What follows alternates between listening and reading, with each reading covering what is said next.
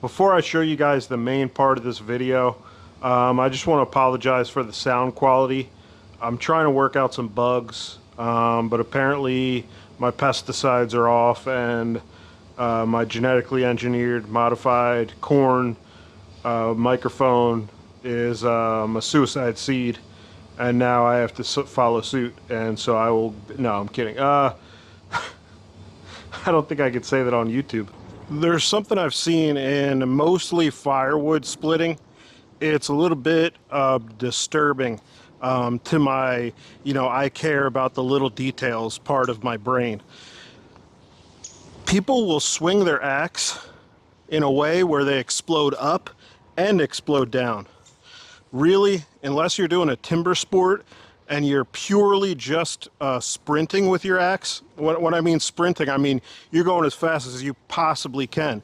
But unless you're doing that, what most people do with an axe is they try to be efficient. They try to just swing enough or just swing hard enough to get the work done in a timely fashion.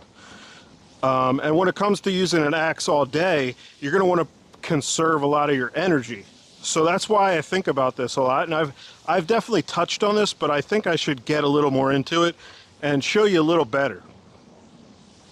So I have all different types of sizes of axes, and I assume that a lot of the times the reason why people are going real fast up or exploding real hard up is because they're using something pretty heavy maybe, and it's harder for them to get it up. So maybe they're a fast twitch muscle type of person. That's very possible. But still, I think it's still probably more efficient to slowly bring it up. You're just bringing it up. I'll try to show you without exposing my skin, my extra, my blubbers. It helps to be on a side view for this. Let me use something smaller. So this is the smallest axe. This is a boy's axe. It's about 2.5 pounds, maybe a little less. And it's on a really short handle, so hopefully I keep this in. I'm doing everything I can except for losing weight, okay? When you swing your axe, this is what I think you should do, especially beginners. If you're not a beginner, you've swung a lot, it doesn't matter. You figured it out probably. But the way to be most efficient and the most accurate is to align the axe with your nose, and you're swinging just straight down. Straight down. So when you're figuring out how to aim at first, when you're figuring out where your axe goes, I want you to align it with the center instead of off like this. Align it with the center, and that's where you know where your axe is going to go. And you do that with your feet. You don't reach over, okay? You move your feet to see how far or how close your axe swing is going to go. So let's actually put a few swings in, and I'll show you what I mean about the explosion. Look how it's a smooth thing. You want to be smooth with the axe going up. It should be the easy part, even though it's sort of one of the hard parts. You know, you're bringing this big heavy piece of metal up. That's why we shouldn't make it harder on ourselves by throwing it up in the air as fast as we can. This is how I swing.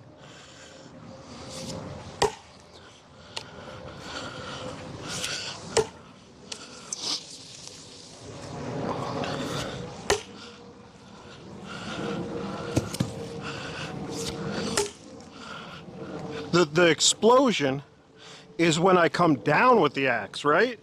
And I'm not exploding when I touch the wood. I'm just throwing it.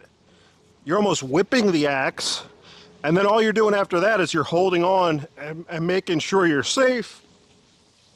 And you're just guiding. I need a drink. I'm gonna bite my tongue, see if I can get some liquids. So if I were to, now I don't have much stamina, but I have more stamina than people that don't use axes when it comes to axes. And it's still not a lot of stamina when it comes to axes. One thing I think about when it comes to crosscut saws, manual saws instead of an axe, a saw for me it tires out my muscles. An axe tires out your cardiovascular system.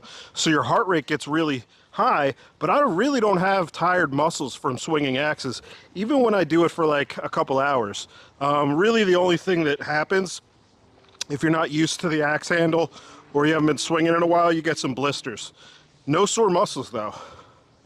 I can't really remember that ever happening. Maybe if I swung for 8 hours a day, maybe my muscles would feel it. I had a little bit of tightness in my chest after swinging for the first time in a month or two, but it went away. I kept chopping, it went away, and I did not have a sore muscle like days after. It went away. It was weird. I might have just not been hydrated enough. So, using an axe is cardiovascular, so you really want to save your energy. Have you ever lifted up something really heavy and you redline, you go all the way to the highest beats per minute that you can pretty much do, and then you got to take a really long break, right? It's the same thing with axes, except you're picking up this little thing over and over again. So think about it this way. You want to make that swing as efficient as possible. You want to make your swing as efficient as possible, because using an axe is a long-term activity usually. You need 5 cords of wood for your firewood season. You want to be able to do it as long as you can, like as long as you're able to when you're not busy. So you want to be able to keep going. And when it comes to your swing for firewood or bucking is usually not when you're processing wood for actual use, but some people out there do. And I really doubt they're throwing it up as hard as they can before they swing it down. You know, I see people that are throwing it up harder than they swing down almost, or just as hard. That's crazy. I almost want to show examples, but I'm not trying to shame people. I just want to inform everyone and maybe get a conversation going, maybe someone that disagrees with me. And another thing about it, when you do that, when you swing it up real hard, real fast, you're kind of losing that straight up, straight down thing that really helps with accuracy. Because when you go like this, when you swing it up with this, with your offhand, when you swing it up with your dominant hand, your dominant hand is your top hand. When you swing it up like that, it tends to go that way, right? So that's why we do it smooth. We're just trying to do it smooth. And there's also some timber sports techniques where there's not a lot of like lock and load. It's just like, here, I'll try it. I'll try to do it.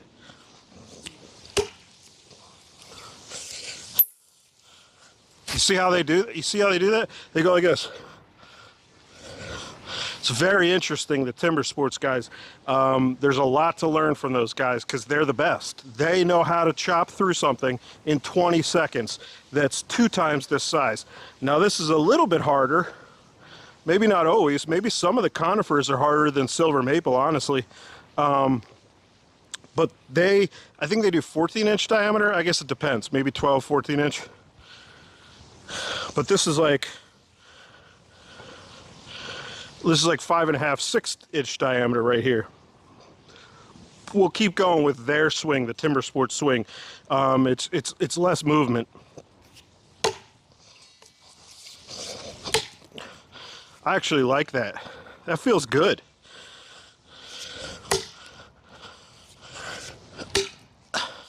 Another thing I've seen is that they wiggle their axe. They wiggle it out like that instead of getting it unstuck down. They pull it out. If you know Matt, My Timber Sports Journey, he's talked about that before. I got to start watching more timber sports guys. That's what I'm thinking. Guys that teach about timber sports. Now Ben Scott was a good teacher about that stuff, but he hasn't been posting in a while, and he was a beginner when he started. Maybe we can get East Coast Lumberjack to really delve into some technique, because he's a real pro. He's literally a pro. I mean, he hosted the events. He's hosted a timber sports event. That's how much credibility the guy has. Not that everybody that hosts something does the sport, but he does. He very much does. So let's pick up a different axe. And we'll keep going. I just want you to watch me. This is heavier. This is 4.5 pounds. This is a heavy full-size axe. A regular full-size axe is 3.5 pounds. And if you don't swing axes, man, does an extra pound do something. So from a boy's axe, which is 2.5 pounds, to a 3.5 pound axe, you can really feel the weight. And then when you go up a whole nother pound, you're thinking, whoa, this is a heavy one. And then when you go up another pound, we're in the timber sports arena. We're 5.5, 5 to 6 pounds. Those are some huge axes. My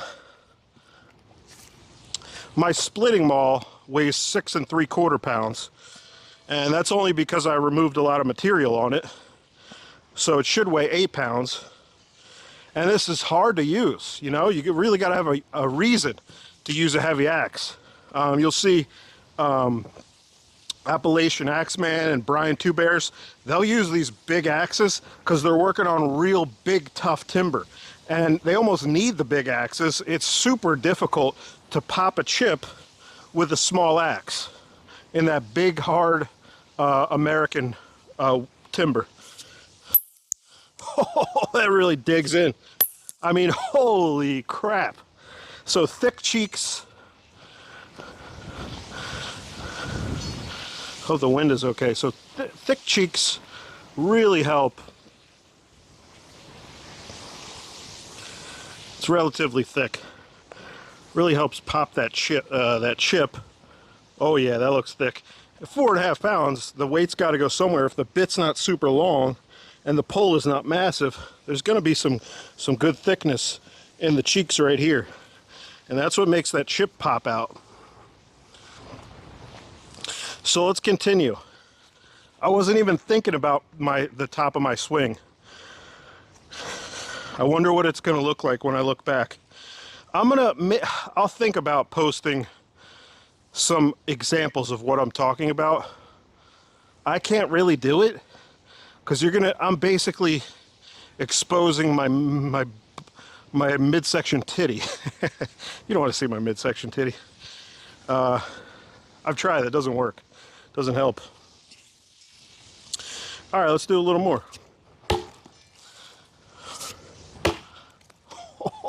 Crushing it. Oh, that was a miss. Now, just to preface this, all the axes I used before are much thinner, but because this has so much weight, it's really looking a lot better in this silver maple. I mean, it's really crushing the other axes. And that was a very gentle swing. I'm going to try to swing as efficiently as I can, like barely any power.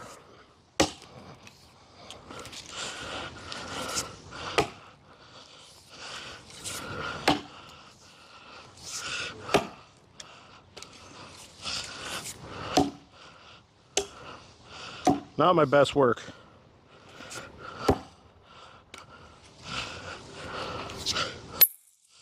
All right, that was a little harder. I swung a little harder there. Let's try another axe though, just to be fair. So this is about a 3-pound axe, and it does have some fatness in the cheeks, so it's better that at popping chips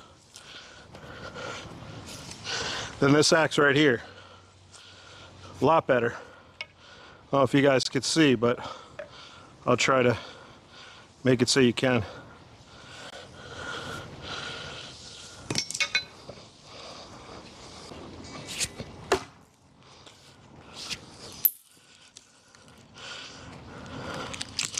I think what I'm getting at here is the upswing, the up part of your swing is the softest part of your swing, right? Other than just holding on when it actually hits the timber, so you don't experience all that shock by gripping real hard and trying to push through. You also can break your handle. This is a skill cult teaching that I learned, half a decade or more ago. Is you don't push through the timber because there's no mechanical advantage once the axe is hitting and you're trying to push on a long lever. All the mechanical advantage is you whipping that axe, all right? You're basically throwing the axe at the timber.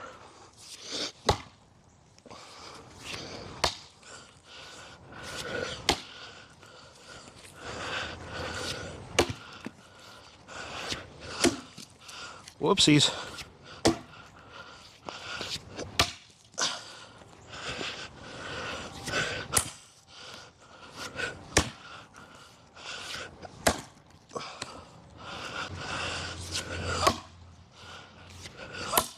One thing you will see with these guys like Brian Tubears and Appalachian Axemen is that they chop the top of the notch to get clearance so their handle doesn't hit the wood when they're trying to reach over. And man, you will find out how useful that is. That knowledge is so important when you're actually chopping pretty decent sized timber. You just can't do it otherwise unless you have, you know, a couple different size handles. You know, you would need a small one, a medium, and a really long handle to reach all of the notch. And the long one would be for the bottom of the notch. Now there's obviously underhand chopping where you stand on it. You could reach a little better. But regardless, you're probably going to need clearance by removing the top of that notch. And it's just intuitive. You just have to do it and you figure it out yourself. But if you watch the new Brian Tubears series, where he's doing all these big wood bucks, he's cutting 20+ inch diameter wood with an axe over and over and over until he processes an entire very large tree. And so you will see it over and over again. He's chopping that top out to get clearance.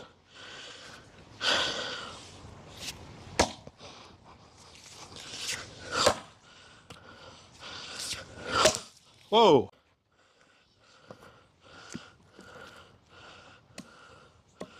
All right.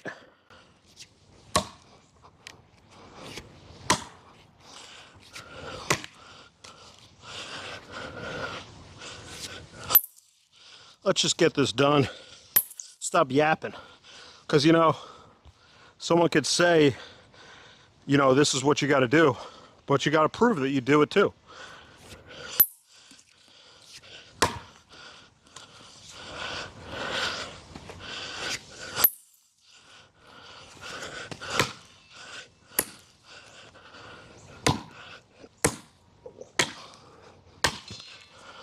By the way, my stamina is worse than I thought.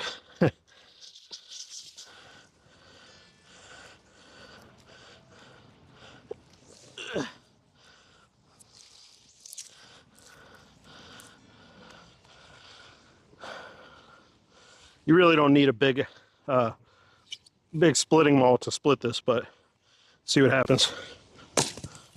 Oh yeah. You'll get to see my swing with a bigger axe. Maybe I'm a hypocrite. Maybe I do bring it up fast with a bigger axe.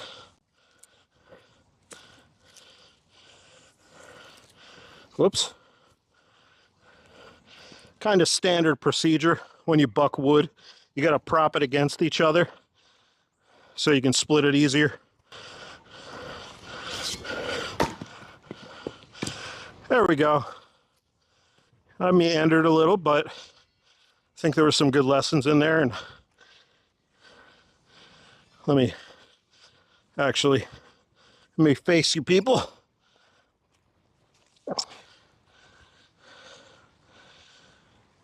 Sorry about my breathing being loud. I am related to Tony Soprano. I know I've said that before. You know, I might be wearing sandals and I might look goofy, my clothes, but I do know what I'm talking about. I have a decent amount of experience, and because of my obsession and love for timber and axes, I've just seen a lot about this stuff. I've watched a lot of people do it. I've talked to a lot of good, experienced people about it, and I have good mentors. You know, I have confidence in. Now, there's little things I might have wrong, but I also make the handles from scratch, and I harvest my lumber by hand. I split this handle out like I'm splitting firewood, and then I air dried it. So I'm getting through this whole process except for the blacksmithing of the axe. You know, I shape it to my hands, I'm really involved in this stuff.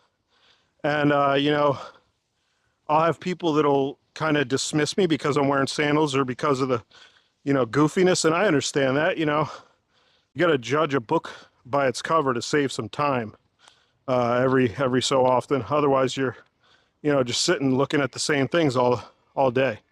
But I don't like saying, hey, I'm credible. But I am. I have the confidence to say that now. I'm credible. When it comes to axes, I do know what I'm talking about a little bit. There's always going to be blind spots. But I think other people that think a lot less about this stuff have a lot more blind spots, especially when it comes to the actual swing. Now, if we're talking about guys like Ben Scott, Appalachian Axeman, Brian Two Bears, Skill Colt, Kevin's Disobedience, I think that's his channel name. You know, a lot of these guys are just as competent as me or more so. And, you know, check out what they say, too. It is a little bit negative, and I'm not trying to be negative. I'm trying to teach people, you know, I want it to be a learning lesson. And I'll decide whether I'm going to post the kind of evidence that I was talking about. Thanks for watching, guys. I hope that was educational.